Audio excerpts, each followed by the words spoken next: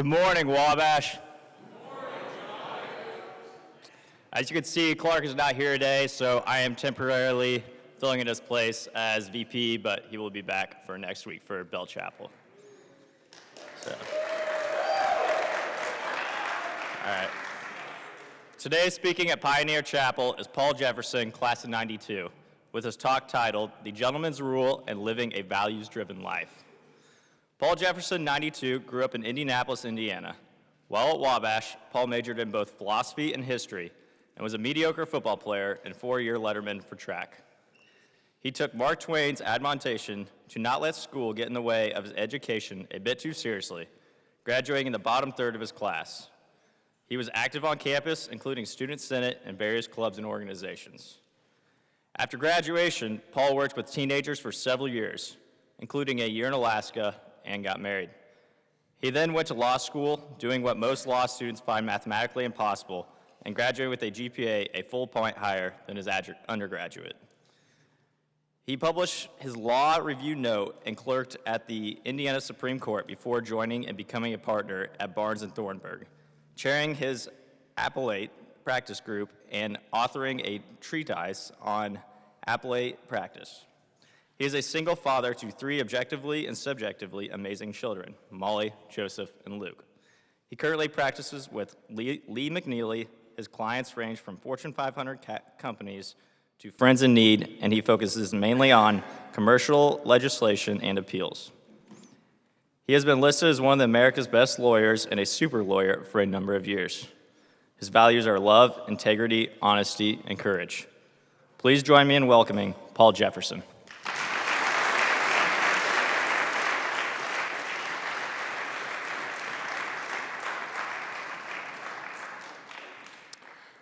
Good morning, Wabash. When I was here, the chapel talks were not given at all on a regular basis, but I did get to see Ellie Wiesel, Dizzy Gillespie, and Pauly Shore here. So you all can use the Google to see why that's funny later. Something happens, I think, to a lot of people, including me, when you're near the milestone of 50, where you start thinking you've learned a few things in life and you want to impart that wisdom on others. It's a fallacy, really, because life is full of experiences and ups and downs, and as you go through it, you just have to figure it out for yourself. But like many people, I think I've learned a few things along the way, which is why I'm gracious to be invited today, but the truth is, I pretty much asked for the invitation.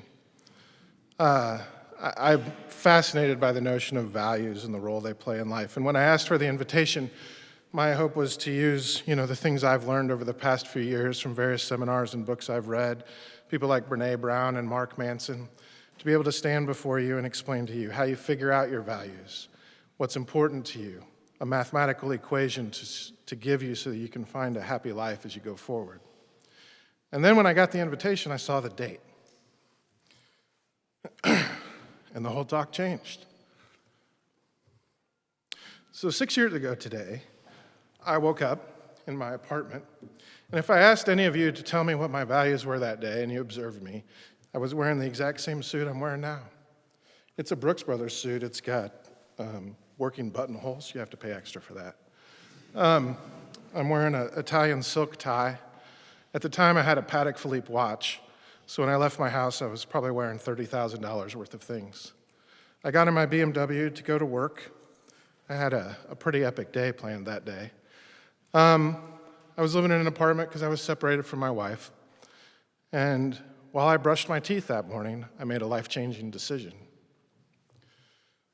You see, the day before, I had learned that my employer, who I left my law firm Barnes & Thornburg for, where I was an equity partner, had taken the audited financials of our company from the year prior, scanned them in, adjusted the accounts receivable line by about $5 million, did that about 6 months earlier, went to the bank, got a loan, then took all the money out. Every one of those things is, by the way, a crime. So I had a choice to make. Was I going to not do anything? Was I going to make sure that the things that I was wearing that day or the things that were safe and secure for me remained that way? Or was I going to do something else? And as I think about that decision I made, which was actually really fast, I made it while I was brushing my teeth that morning, I've thought a lot since then about why that was so easy, why it was so simple for me to choose to do what I did. And I'll explain what I did in a little bit. I came to Wabash.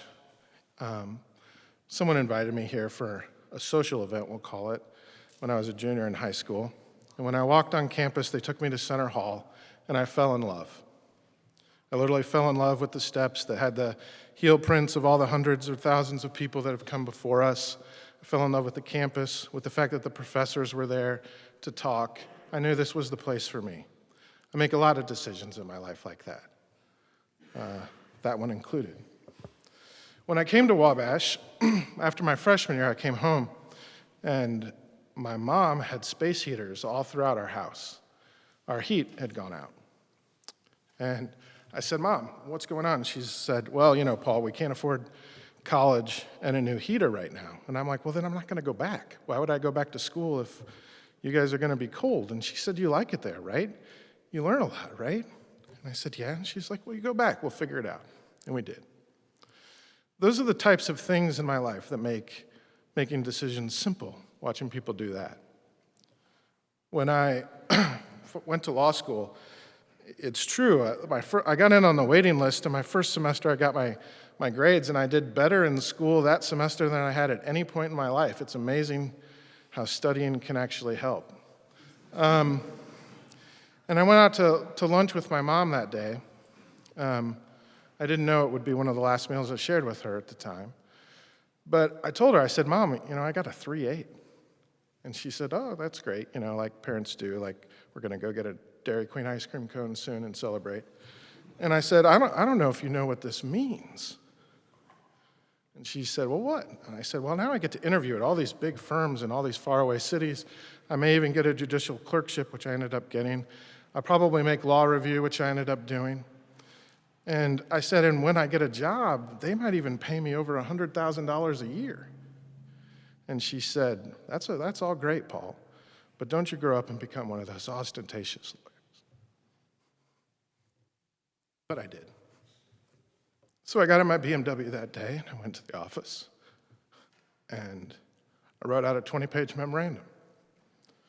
That 20-page memorandum eventually made its way to the FBI.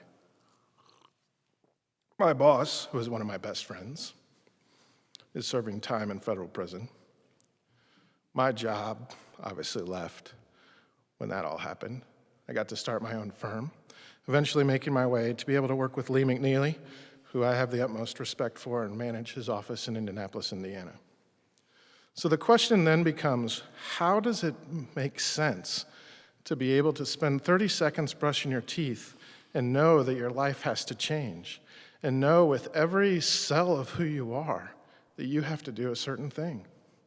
And the answer is values. So values are funny for at least two reasons. First of all, they're ideals in many respects, but they're also actions. You can't have the value of honesty and not tell the truth. You can't have the value of trying to preserve our planet and not taking care of things that affect climate change. You can't have the value of love and not love people. So if you're going to have the value of integrity, you have to choose courage over comfort. Otherwise, you're going against the very person who you are. But it's action, not just ideas. The second funny thing about values is they will cause the greatest pain and the greatest joy in your life. Someday, many of you will grow up and have children, and you'll see all your values reflected in them. And it is a surreal experience to watch your heart walk around outside, knowing that your sole job in life is to make sure that they can walk away and be happy without you. So that day, when I went in and wrote that memoranda, there was really no choice in my life about what I had to do and who I was. The only choice was whether I was going to be true to myself. And the truth of the matter is, I could have learned something either way. I could have not said anything. And when, everything kind of hit the fan in a year or two, and everybody was wondering what I did or didn't know, I could have just said, well, I had to make decisions for my family. And you know what? if I'd have done that, a lot of people close to me would have understood. I probably can at least on some level understand the need to make that particular choice. But that wasn't the choice for me. It wasn't true to my values. So what's that have to do with you? Here comes the shortcut. So the amazing thing about this college, well, there's many amazing things about this college, but one of them is the gentleman's rule. So it's called the gentleman's rule, and I think it's an apt name. We all know what it is. Conduct yourself as a gentleman and good citizen at all times. But it's really the conduct piece.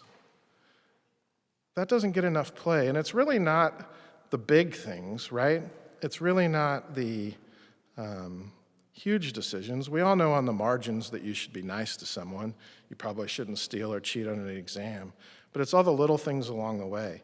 The people that I graduated with, we kind of joke that the doctrine of mutually assured destruction applies to our time in college because we all have things we know about each other.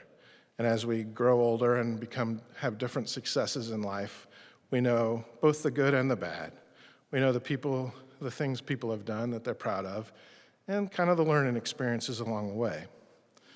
But I would challenge you to think about your conduct. Think about what it means to be a gentleman. Think about what it means to be a good and responsible citizen. Don't just think about what you do, think about why you do it. And the reason why is because someday you'll all have your moment where you're brushing your teeth and trying to figure out what you're going to do with your life. And I hope it's easy for you. Thanks for letting me share my story.